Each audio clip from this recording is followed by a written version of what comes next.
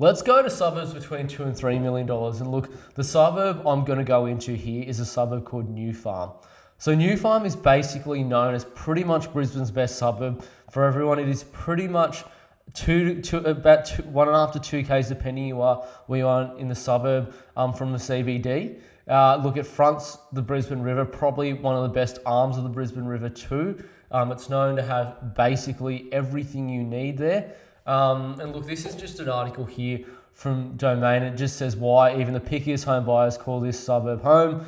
And that's simply because it's near absolutely everything you need. It's near all the good private schools. It's fronts the water. It's got probably one of the best running tracks along the riverfront in all of Brisbane. It's got some of the best houses. It's got probably some of the best parks with city views there. It's got a lot of good old pubs, It's not only that, it's right next to Story Bridge and that precinct. It's walkable distance to Fortitude Valley as well if you want a bit of nightlife. It's quiet. It's got pretty quiet streets being that close to CBD too. So look, $2 to $3 million. Think a New Farm. You can pick them up for about that mid-range, about 2.4 to about 2.7 at the moment. Generally, you don't ask me to get a $2.5 million house on the waterfront. Those are minimum $6 million. But look, for a standard house, these are good areas to invest.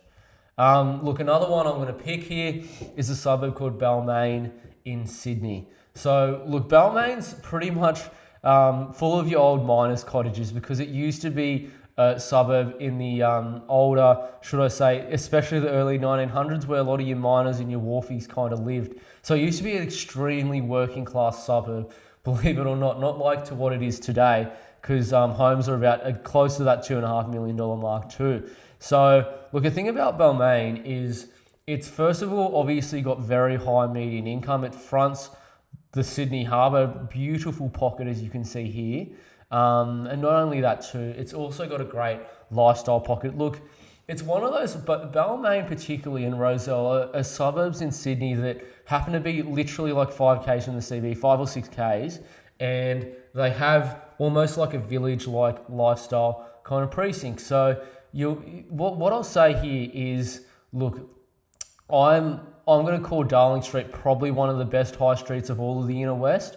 It's full of also not only good cafes and restaurants, but a few very good boutique kind of like clothes sort of outlet kind of places too. It's home to also probably, I'd say, your best sort of old traditional pub run in Sydney. So you've got some really good old pubs there, like the London's not very well known and been there, I think, since the 1880s or something like that.